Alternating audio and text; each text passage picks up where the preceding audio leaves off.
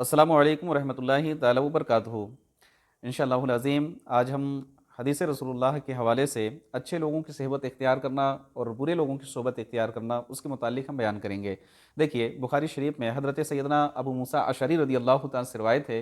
वो फरमाते हैं कि सरकार दो आलम सल्लल्लाहु तआला अलैहि वसल्लम ने इरशाद फरमाया कि अच्छे लोगों की सोहबत इख्तियार करना यानी उनके पास बैठना और बुरे लोगों की सोहबत इख्तियार करना इस तरीके से उसकी मिसाल आपने दी कि एक के पास मुश्क है और दूसरे के पास धुकनी यानी कि आग को जिससे भड़काया जाता है वहाँ बैठना और उसको फूंक मारते हैं, वो फूंक मारने का एक आला होता है।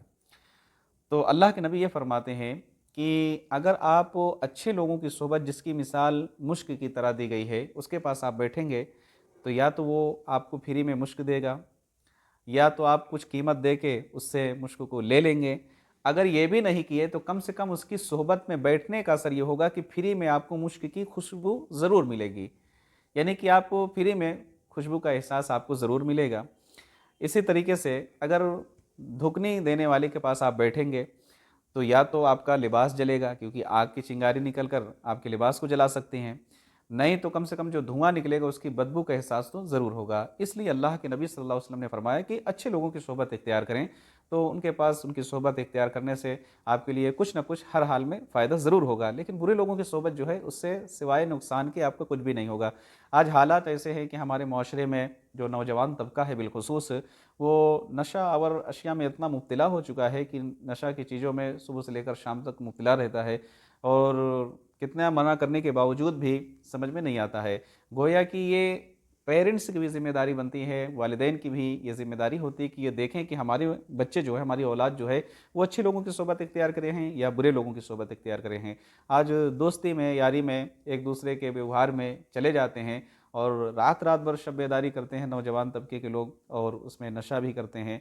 कितनी बुरी चीज़ है, एक तो ये कि आपकी सेहत के लिए, साथ ही साथ ये कि ये मुआशरे के लिए भी एक गलत इससे मैसेज जाता है, इससे गलत असर जाता है। साथ ही साथ ये कि ये गैर कानूनी होने की बुनियाद पर अगर कोई भी इसमें मुब्तला शख्स गिरफ़्तार होता है तो उससे इस्लाम व दीन के मुसलमानों की एक बदनामी का सबब भी बनता है। इसलिए हमें चाहिए कि इन चीज़ों से इज्तनाब करें। सबसे पहली चीज़ तो ये कि शराब वग़ैरह में भी नौजवान तबका बहुत से ऐसे हैं जो मुलव्विस हैं, जबकि अल्लाह के नबी सल्लल्लाहु अलैहि वसल्लम ने और कुरान में एकदम वाज़ेह है कि ये शराब हराम होती है। बावजूद इसके कि लोग जानने के बाद भी नहीं मानते हैं। शराब का जो हुक्म है वो ये है कि नजासत गलीज़ा है, अगर आपके कपड़े पर लग जाए तो बगैर पाक किए हुए आप नमाज़ नहीं पढ़ सकते हैं। इसी तरीके से अगर आपका पेशाब आपके कपड़े पर लग जाए तो आप उसको पाक किए बगैर नमाज़ नहीं पढ़ सकते हैं। लेकिन उसी नजासत गलीज़ा को यानी शराब को जिस ज़बान से ला इलाहा इल्लल्लाह मुहम्मद रसूलुल्लाह की तिलावत करते हैं लोग और उसी ज़बान से उस शराब को पीते हैं, बताइए कितने शर्मो आर की बात है। एहसास नहीं होता और फिर लोग कहते हैं कि घर में बेबरकती हो रही है, रहमत के फरिश्तों की आमद नहीं हो रही है। अल्लाह के नबी की हदीस पाक है, जिस घर में शराबी होगा, ज़ानी होगा, इसके अलावा और भी चीज़ों को शुमार कराया है कि उसमें रहमत के फरिश्ते दाखिल नहीं होंगे। अब अक्सर हमारे नौजवान तबका इसमें मुब्तला हो चुका है कि वो अलग अलग तरीके की अशिया जो नशा की हैं उनको वो इस्तेमाल कर रहा है।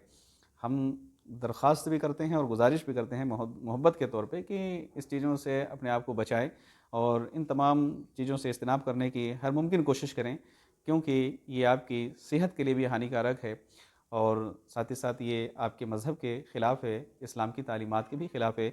और नबी करीम सल्लल्लाहु अलैहि वसल्लम ने जो फरमाया है कि अच्छे लोगों की सोहबत इख्तियार करो। ज़ाहिर सी बात, अगर आप नेक लोगों के साथ बैठेंगे, अच्छे लोगों के साथ बैठेंगे और उनकी सोहबत को इख्तियार करेंगे तो कुछ ना कुछ तो आप सीखेंगे ना।